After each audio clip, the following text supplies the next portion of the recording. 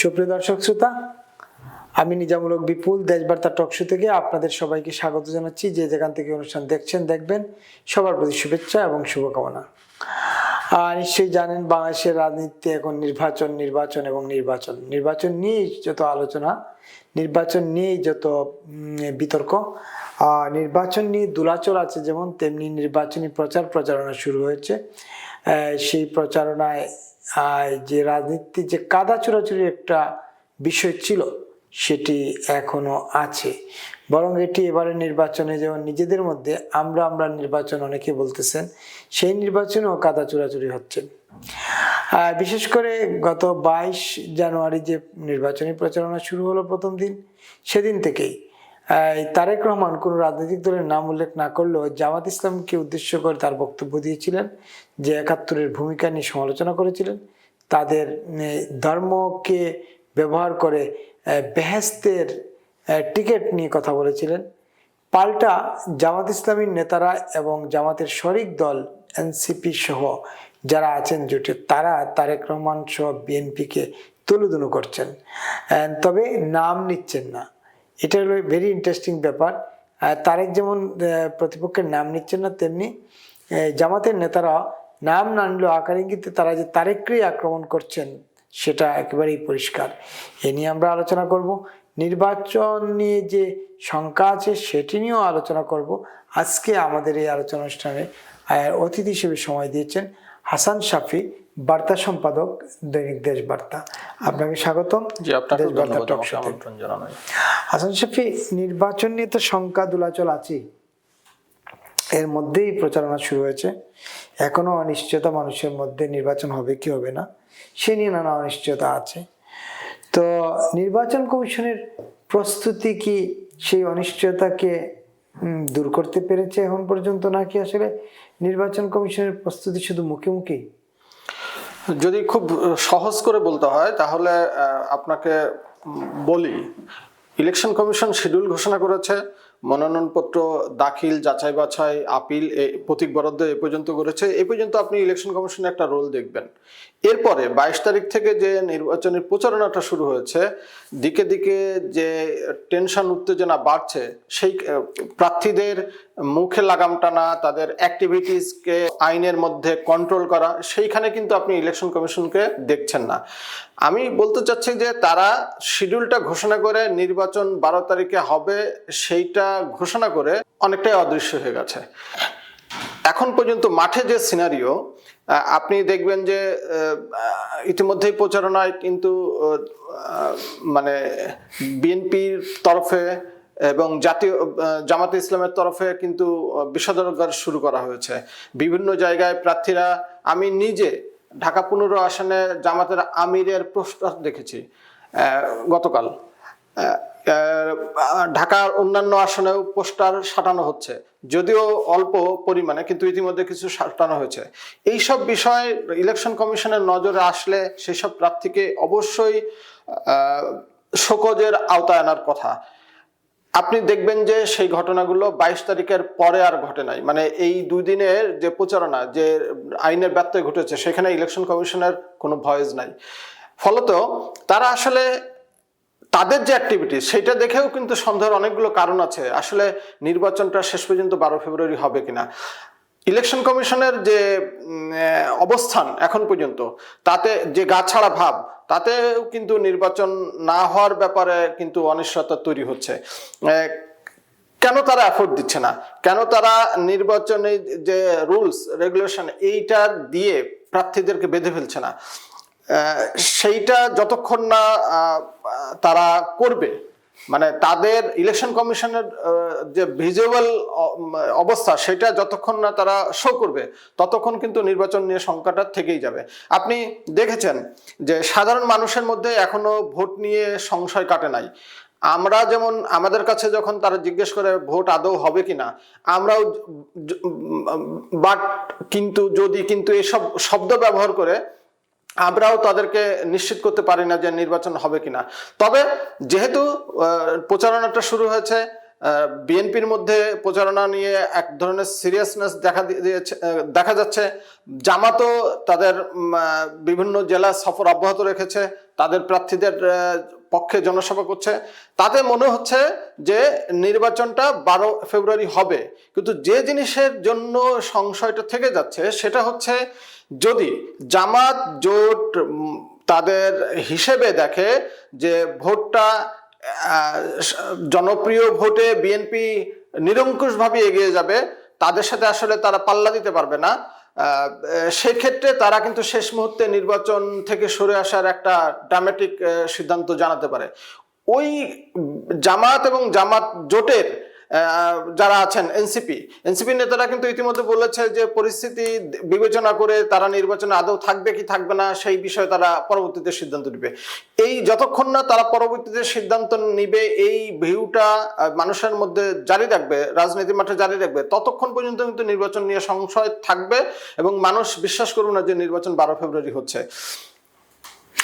একেবারে আরেকটা বিষয় জানি, নির্বাচনের ফলাফল ঘোষণা নিয়েও নানামুখী বক্তব্য 3 দিন ধরে শোনা যাচ্ছে। প্রথম দিন সরকারের প্রধান উপদেষ্টা প্রেস সচিব বলেছেন ফলাফল ঘোষণার ক্ষেত্রে দেরি হতে পারে, এ নিয়ে গুজব কেউ ছড়ায় না।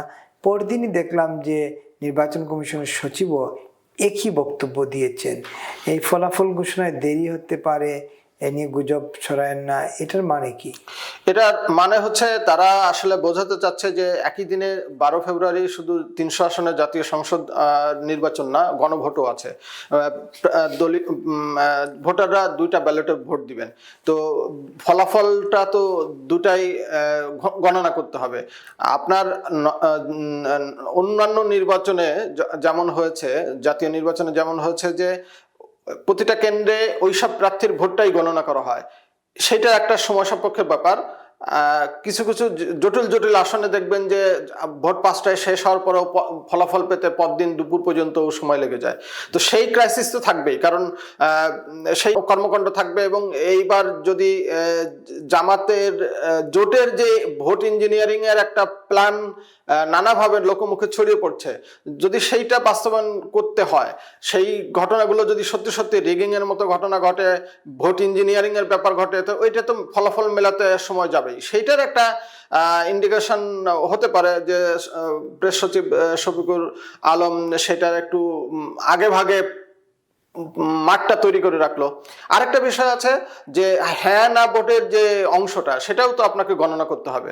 তো সেই হিসেবে আপনি যদি বিবেচনা করেন তাহলে অন্যান্য যে কোনো নির্বাচনের সময় দ্বিগুণ সময় এবার লাগার কথা, এটাতে অসুবিধা নাই। কিন্তু যেহেতু নির্বাচন নিয়ে এক ধরনের শঙ্কা আছে, নির্বাচনের যে সিস্টেম, সেই সিস্টেমের মধ্যে জামাত জোটের পক্ষে কোনো ইঞ্জিনিয়ারিং হয় কিনা, এই বিষয়গুলো মানুষের সন্দেহের মধ্যে আছে।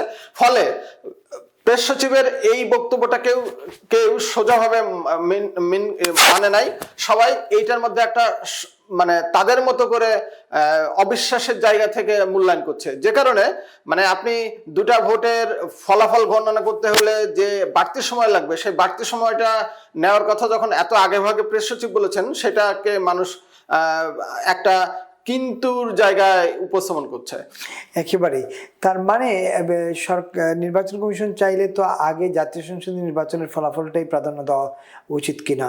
আর গণভোটের রেজাল্ট তো আর সরকার নির্ধারণ করবে না, জাতীয় সংসদ নির্বাচন সরকার নির্ধারণ করবে, মানে কে সরকারে যাবে কে যাবে না, এটা কোনটাকে আসলে প্রায়োরিটি দেওয়া উচিত? না, এইটা তো পরিষ্কার উত্তর। মানে দেখেন, সরকারের তরফে কিন্তু বলছে না যে 12 ফেব্রুয়ারি ভোটে আপনারা যাবেন, আপনার পছন্দের প্রার্থীকে, সৎযোগ্য প্রার্থীকে ভোট দিবেন, এই প্রচারণা কিন্তু চালানো হচ্ছে না।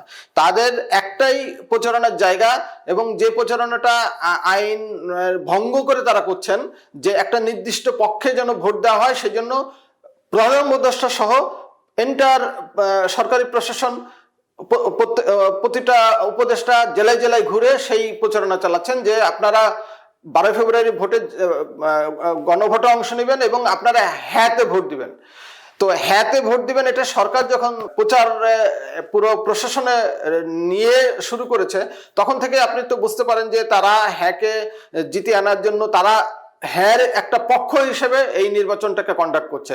তো ফলে তো তারা তাদের কাছে তো বিষয় যেটা থেকে তারা গুরুত্ব দিচ্ছে, এক নম্বরের পজিশনে রাখছে সেটা তো গণভোট, হ্যাঁ না এর ভোট। তো ফলে কে মানে হলো কোন প্রার্থী জয়ী হয়ে আসবে কি আসবে না, সেটা চেয়েও তাদের সেফ এক্সিটের কারণে হোক বা অন্য কোনো ম্যাটিকুলাস ডিজাইনের অংশ হিসেবে হোক, তারা গণভোটের দিকে তাদের নজরটা বেশি। এখন আপনি বলতে পারেন যে সেক্ষেত্রে তাদের যে সরকার সমর্থিত একটি যে দল কিংস পার্টি হিসেবে পরিচিত এনসিপি, তারাও তো এই নির্বাচনে আছে, সেটা কি তারা অগ্রাহ্য করবে? সেইটা অগ্রাহ্য করবে না বলেই গণভোটটা এর সাথে যুক্ত করে রেখেছে, এবং যে সময়টা বলা হচ্ছে যে দ্বিগুণ সময় লাগবে, এই দ্বিগুণের চেয়ে 3 গুণ সময় বেশি নিয়ে হলেও ভোটের যদি ইঞ্জিনিয়ারিং হয় সেটা মেলানোর জন্য এই সময়টা তারা ব্যবহার করবে। একেবারেই পরিষ্কার। তার মানে হচ্ছে গণভোটের ফলাফলের পর বোঝা যাবে নির্বাচনী ফলাফল কি হয়, সেটাই তো পরিষ্কার। আরেকটা বিষয় আপনি লক্ষ্য করেছেন কিনা, যে এই নির্বাচনী প্রচারণা শুরু হওয়ার পরে বিভিন্ন জায়গায় যেভাবে কাদা চোরাচুরি হচ্ছে, রাজনৈতিক দল বিশেষ করে 2টি দল কেউ কারো নাম নিচ্ছেন না, নেতাদেরও নাম নিচ্ছেন না, দলেরও নাম নিচ্ছেন না, কিন্তু দুই দলই জানেন তারা কাকে ইঙ্গিত করছেন। তারেক রহমান, আপনার নিশ্চয়ই মনে আছে সিলেটে 22 তারিখে যে সমাবেশ করেছেন, সেখান থেকে তিনি শুরু করেছিলেন তার প্রত্যেকটা সমাবেশে তিনি জামাতকে আকার ইঙ্গিতে বলেছেন যে জামাত 71-এর পরাজিত শক্তি, তারা মুক্তিযুদ্ধের বিরোধিতাকারী, তারা লক্ষ লক্ষ মানুষ হত্যাকারী, মা বোনের ইজ্জত লুণ্ঠনকারী, তাদেরকে যেন মানুষ ভোট না দেয়, তার দল বিএনপিকে যেন ভোট দেয়। এখন প্রশ্ন হচ্ছে, তিনি আরো 2-1 জায়গায় বলেছেন যে বেহেশতের কথা বলে তারা শিরক করছে, কাফের, এরকম কাফের শব্দ ব্যবহার করেন নাই, শিরক করছে এটা বলছেন। এইটা কিভাবে মূল্যায়ন করেন? পাল্টা আমরা দেখলাম জামাতের আমির মিরপুরের সমাজ থেকে শুরু করে দিনাজপুর, জামাতের সেক্রেটারি জেনারেল সাতক্ষীরায় গোলাম পরওয়ার, আরো অনেকে, আব্দুল্লাহ তাহের বলেছেন যে গতকালকে ফ্যামিলি কার্ডের কথা বলছে, এগুলো ভুয়া, এটা সঠিক না। বলছেন মিস্টার গোলাম পরওয়ার বলছেন যে এই বিলেতে পড়ালেখা করে মনে করছিলাম ম্যাচুরিটি আসছে, এখন এসে ফতোয়া হচ্ছে কাফের। হ্যাঁ, এইসব নানা কথা, এগুলাকে আপনি কিভাবে দেখেন? ধন্যবাদ আপনাকে। এই সিচুয়েশন এটা খুব গুরুত্বপূর্ণ আলোচনার বিষয়। দেখেন, তারেক রহমান যে কথাগুলো বলেছে, বাংলাদেশের ইতিহাসের দিকে যদি তাকান, তাহলে আপনি কি কোনোভাবে বলতে পারবেন যে সেটা উনি মিথ্যে অভিযোগ করেছেন? 50 বছর আগে স্বাধীনতা যুদ্ধের সময় এই দেশে গণহত্যার জন্য, বাংলাদেশের স্বাধীনতার বিরোধিতার জন্য কারা বিরোধিতা করেছে, কারা গণহত্যার সাথে জড়িত ছিল, এটা দিবালোকের মতো সত্য। আপনি সব ধরনের বই, পুস্তক, ভিডিও, অডিও সবকিছুতে সেটার প্রমাণ রয়ে গেছে। এত বছরেও কিন্তু সেই কালিমাটা জামাত তাদের গায়ে থেকে সরাতে পারেনি। ফলে তারেক রহমানের যে মুক্তিযুদ্ধের পক্ষে যে দলের নাম না নিয়ে যে অভিযোগগুলো করেছেন, প্রত্যেকটা একেবারে শতভাগ সঠিক। তারা গণহত্যার সাথে যুক্ত ছিল, তারা বাংলাদেশের স্বাধীনতার মহান মুক্তিযুদ্ধের বিরোধিতাকারী একটা দল, এবং তাদের রাজনীতি নিষিদ্ধ ছিল। যদিও আইরনের বিষয় হচ্ছে যে তারেক রহমানের বাবা যে শহীদ প্রেসিডেন্ট জিয়াউর রহমানই তাদেরকে এদেশে রাজনীতি করার একটা পরিস্থিতি তৈরি করে দিচ্ছে, সুযোগ করে দিচ্ছে। তো এত বছর পরে দেখেন সেইটার যে বিষয়টা, সেটা এখন মুখোমুখি এসে দাঁড়িয়েছে বিএনপির সাথে জামাত। এখন আমি তারেক রহমানের এই মুক্তিযুদ্ধের অংশ নিয়ে যে জামাতের যে সমালোচনা, সেটা আমি 100% সমর্থন করি, এবং একই সাথে আমি তারেক রহমানের ওই বক্তব্যও মানে খুবই আমি খুশি যে উনি খুব সহজ সরল ভাষায় ধর্মকে বিক্রি করে, ভোটের মাঠে ধর্মকে যারা বিক্রি করার চেষ্টা করছে তাদের মুখোশ খোলার জন্যও কিন্তু উনি একটা ভালো উদ্যোগ নিয়েছেন। উনি মঞ্চের ডেকে নিয়েছেন যারা ওই জনসমাবেশে উপস্থিত ছিল, তাদের মধ্যে একজন করে উঠিয়ে নিয়েছেন, এবং সেটা বোঝা যায় র্যান্ডমলি, এবং তাদের কাছে উনি বোঝার চেষ্টা করেছেন একটি দল যে ভোটের মাঠে বেহেশতের টিকিট বিক্রি করছে, এটা কি তারা পারে কিনা, এটা কি এক ধরনের মুনাফিকি কিনা, এটা এক ধরনের শিরক কিনা। প্রতিটা মানুষই যাদেরকে উনি মঞ্চে তুলেছিলেন তারা বলেছেন হ্যাঁ, যেহেতু বেহেশত দোজক এইটার মালিক হচ্ছে আল্লাহ, আল্লাহর সেই জিনিসটা কেউ যখন ভোটের মাঠে নিয়ে আসে এবং বলে যে এই প্রতীকে ভোট দিলে তোমরা বেহেশতে যাবে, সেইটা তো কোনো ইবাদত আস্তিক বান্দা করতে পারে না, বলতে পারে না। যদি কেউ করে, ধর্মের লেবাসে থেকে যদি তারা করে, তারা অবশ্যই আল্লাহর সঙ্গে শিরক করছে। তো এই যে আপনি আগের শোতে আপনাকে বলেছিলাম যে জামাত যেভাবে প্রচার করছে ভোটের মাঠে যে দাড়িপাল্লায় ভোট দিলে বেহেশত কিভাবে পাওয়া যাবে, সাধারণ মানুষজন কিন্তু তাতে জামাতের পক্ষে সিম্প্যাথি দেখাচ্ছিল। যে আমি আগের সাথে বলেছিলাম যে একজন মহিলা বলছে যে সারাদিন তো অনেক পাপ টাপ হয়, একটা ভোট দিলে যদি সেই পাপ খণ্ডন হয় তাহলে দাড়িপাল্লায় ভোট দিব। তো সেইটা কি রকম ভাবে তৃণমূলে পৌঁছে গেছিল, সেইটাকে কাউন্টার করার জন্য দরকার ছিল খুব যৌক্তিকভাবে সেটার বিরোধিতা করা, সহজ সরলভাবে সেটা বিরোধিতা করা। তারেক রহমান সেটা আমি খুব কারেক্টলি করতে পেরেছেন বলে আমি মনে করি। এখন দেখতে হবে যেটা, যে এই জামাত সংশ্লিষ্ট নেতারা, পরোয়ার সহ অন্যান্য নেতারা যেভাবে তারেককে এখন অ্যাটাক করছে, সামনে যদি সেইভাবে অ্যাটাক করতেই থাকে, তারেক তার অবস্থান আবার পিছু হটে না আসে, যে অন্যান্য জনসভায় গিয়ে বেহেশতের টিকিট বিক্রি করা দলের বিরুদ্ধে যে কামান দাগানোর যে বিষয়টা থাকে, সেটা তারেক যদি অব্যাহত রাখেন, আমি মনে করি তার অবস্থানটা দৃঢ় হবে। এবং উনি যদি এই সমালোচনাকে, এই বট বাহিনীর আঘাতের কারণে যদি উনি উনার স্ট্যান্ড চেঞ্জ করে, তাহলে আমি মনে করব যে ভোটের আগেই, 12 ফেব্রুয়ারির ভোটের লড়াইয়ের আগেই, আর অনেক ক্ষেত্রে কিন্তু আমরা দেখেছি বিএনপি পিছু হটে। সেই ঘটনা দ্বিতীয়বার এই প্রচারণার ক্ষেত্রে বিএনপি ঘটাবে না বলে আমি আশা করি। যদি তারা বিএনপি সেটা ঘটায়, তাহলে বিএনপির কপালে আসলে ভোটের রেজাল্টে অন্যরকম ঘটনা ঘটতে পারে বলে আশঙ্কা ব্যক্ত করে রাখা যায়। একেবারে। কিন্তু গোলাম পরোয়ার এবং জামাত নেতারা যেভাবে তাকে আক্রমণ করছেন, সেটা কতটা রাজনৈতিক শিষ্টাচারের মধ্যে পড়ে? আপনি যেহেতু বললেন তারেক রহমান ইতিহাস নিয়ে বক্তব্য দিচ্ছেন, কিন্তু গোলাম পরোয়ারও তো ব্যক্তিগত আক্রমণ করছেন নাম না নিয়ে। জি হ্যাঁ, সেটা ঠিকই বলেছেন যে নাম না নিয়ে তারেক রহমানকে উনি বলেছেন যে উনি বিলেত থেকে এসে ফতোয়া দিচ্ছেন। এখন জিনিসটা হলো যে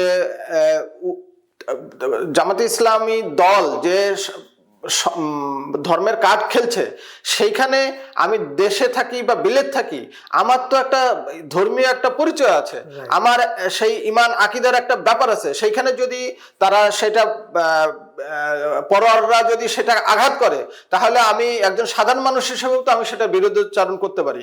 তো ফলত তারেক রহমানের যে জবাব, যে সমালোচনা, সেটা ঠিক আছে। এখন পরোয়াররা, আপনি এটা, ওরা যে ফাউল গেম খেলে এবং খেলে আসছে, সেটার ধারাবাহিকতায় তারা তারেক রহমানকে ব্যক্তিগত আক্রমণ করবে। এটার থেকে যে মানে সময় আরো যত গড়াবে, নির্বাচনের দিন যত কাছে আসবে, তত আসলে তারা তাদের বট বাহিনী দিয়ে, তাদের নেতাকর্মী দিয়ে সোশ্যাল মিডিয়ায় তো তারেককে ধুয়ে ফেলছে, নানা রকম সত্য মিথ্যা মিশিয়ে কার্ড তৈরি করে, ফটো কার্ড তৈরি করে তারা তারেক রহমানের চরিত্র হননের চেষ্টা করছে। আমার ধারণা সেটা হচ্ছে যে মানুষ এই যে জামাতে ইসলামী এবং এই দলের যে দ্বিচারিতা, সেটা কিন্তু বুঝে না তা না, তারা বুঝতে পারবে। এবং আমার ধারণা জামাত শেষ পর্যন্ত এই কার্ডগুলো খেলে মানে জনমত তাদের পক্ষে নিতে পারবে না। কারণ তারেক রহমান যেভাবে কাউন্টার করছে, সেই কাউন্টার অব্যাহত থাকলে বিএনপি জামাতের স্পেস আসলে দিনকে দিন কমবে। জামাত তো ইতিমধ্যে যে বক্তব্য দিয়েছে, গোলাম পরোয়ার বলেছে মুক্তিযুদ্ধে তারা বিরোধিতা করেননি, জামাত ভারতীয় আগ্রাসনের বিরুদ্ধে কথা বলেছে, পাকিস্তানের অখণ্ডতার পক্ষে কথা বলেছে। তারা জামাত গণহত্যা কিংবা হত্যাকাণ্ড, নারী নির্যাতন, এসবের কোনো কিছুর সঙ্গে তারা জড়িত না। জামাত সরাসরি অস্বীকার করছে। এতদিন তো তারা এই নিয়ে বলছিল, শফিক সাহেব বিভিন্ন সময় বলছেন যদি আমরা 47 থেকে এখন পর্যন্ত যদি কিন্তু তবে ক্ষমা করে দেন, এইসব বলে আসছেন। কিন্তু তারা 71 নিয়ে কোনো কথা বলেন না, ক্ষমা চান নাই। পরোয়ার কালকে সরাসরি 71-এর তাদের ভূমিকা নিয়ে কথা বলেছেন, সঠিক তাদের দাবি। জি, এটাই আমি বলছিলাম যে আসলে এই দলটা দিনকে রাত, রাতকে দিন বলতে অভ্যস্ত, এবং তাদের রক্তে এই বেইমানিটা, এই মিথ্যাচারের বিষয়টা মিশে আছে। আপনি 71 থেকে এখন পর্যন্ত মানে এই যে প্রায় 51 বছর, 54 বছর পার হয়ে যাচ্ছে, এই এই সময়ে তারা এই প্রশ্নে কিন্তু প্রতিবারই হচ্ছে নিজেদেরকে সরিয়ে রাখে। তারা বলে আমরা তখন কম বয়সী ছিলাম, আমরা এটার সাথে যুক্ত ছিলাম না, যারা ছিল তাদেরকে আওয়ামী লীগ সরকার বিচার করেছে, যদিও সেই বিচার ন্যায্য হয় না, এরকম নানা রকম গাল গল্প তারা করেছে। তারা বিষয়টাকে দায় এড়ানোর চেষ্টা করেছে। এবং 5 আগস্টের পরে আপনি দেখেছেন যে তখন 24কে তারা মহিমান্বিত করার চেষ্টা করছিল, তখন তারা 71কে এটার মুখোমুখি দাঁড় করার চেষ্টা করেছে। এবং যখন নির্বাচনের আমেজটা শুরু হলো, মানে বিএনপির তরফ থেকে এই গত ডিসেম্বরের মধ্যে নির্বাচন আয়োজনের জন্য চাপ দেওয়া হলো, এবং প্রধান উপদেষ্টা যখন বললেন যে ফেব্রুয়ারির মধ্যে নির্বাচন হবে, এই নির্বাচনী আবহাওয়া যখন আস্তে আস্তে তৈরি হওয়া শুরু করলো, তখন তারা যেটা শুরু করলেন ওই খেলাটা, যে 47 থেকে এই পর্যন্ত যদি আমাদের কোনো ভুল হয়ে থাকে আমরা ক্ষমা চাই। তো সেই ক্ষমা চাওয়ার মধ্যে দিয়েও কিন্তু তাদের সেই পাপকে স্বীকার করে নেওয়া হয়। এখন যখন তারেক রহমান সেটা সুনির্দিষ্টভাবে আবার সামনে আনছেন রাজনীতির মাঠে, সেটা মানুষকে আরেক দফা মনে করিয়ে দেওয়ার চেষ্টা করছেন যে ধর্মের লেবাসে যারা আছে তাদের হাতে রক্ত লেগে আছে, দেশের সাথে গাদ্দারি বেইমানি করার ইতিহাস তাদের সাথে যুক্ত হয়ে আছে। তো এইরকম একটা দলকে আপনারা নিশ্চয়ই ক্ষমতার চেয়ারে বসাবেন না, তাদেরকে ভোট দিবেন না। যখন মুখোমুখি হয়ে গেছে ভোটের 12 ফেব্রুয়ারির নির্বাচনকে সামনে রেখে, তখন আসলে জামাত এই কাউন্টার করার জন্য আর তো কিছু খুঁজে পাচ্ছে না। তারা এখন মিথ্যাচার করা ছাড়া, পুরো জিনিসটা অস্বীকার করা ছাড়া তাদের হাতে আসলে কোনো বিকল্প নেই। এই কারণেই তারা জোর গলায় এটা অস্বীকার করার চেষ্টা করছে। আলটিমেটলি সাধারণ মানুষ যাদের বয়স হয়েছে এবং যারা বাংলাদেশের স্বাধীনতার ইতিহাস জানার চেষ্টা করবে, তারা দেখতে পারবে অডিও, ভিডিও, পুস্তক, বইপত্র, সংবাদপত্র, সব জায়গায় জামাত যে কি নৃশংস ছিল 71-এ সেটার প্রমাণ তারা পেয়ে যাবে। ফলে গোলাম পরোয়ারা যতই চেষ্টা করুক না কেন, তারা এই মিথ্যা ভাষণ দিয়ে মানুষের মন গলাতে পারবে না এই প্রশ্নে। একেবারে অসংখ্য ধন্যবাদ হাসান শাফি। প্রিয় দর্শক, আপনারা শুনছিলেন আর নির্বাচনে কাদা চুরাচুরি এবং নির্বাচনের অনিশ্চয়তা, নির্বাচনের ভোট গণনা, এসব নিয়ে আমরা আলোচনা করছিলাম। আজকে শাফির কাছ থেকে আমরা শুনছিলাম তিনি যেহেতু নির্বাচন কমিশনে দীর্ঘদিন ধরে কাজ করেছেন, সুতরাং নির্বাচন নিয়ে তার একটা অভিজ্ঞতা আছে, তার বক্তব্য শুনছিলাম। এতক্ষণ যারা দেখছিলেন, দেখবেন, সবার প্রতি অনুরোধ দেশবার্তা ফেসবুক পেজটি ফলো দিয়ে এবং ইউটিউব চ্যানেলটি সাবস্ক্রাইব করে আমাদের সঙ্গে থাকবেন। আমরা প্রতিদিন সন্ধ্যা 7টায় আপনাদের সামনে হাজির হই। আজকের মতো বিদায় নিচ্ছি এখান থেকে। দেখা হবে আগামীকাল অন্য কোনো বিষয়, অন্য কোনো অতিথিকে সঙ্গে নিয়ে। সেই পর্যন্ত সবাই ভালো থাকবেন। শুভ সন্ধ্যা। আপনাকে অসংখ্য ধন্যবাদ এবং শুভ সন্ধ্যা আপনাকে। নিশ্চয়ই আবার দেখা হবে অন্য কোনো অনুষ্ঠানে। জি, আপনাকেও ধন্যবাদ।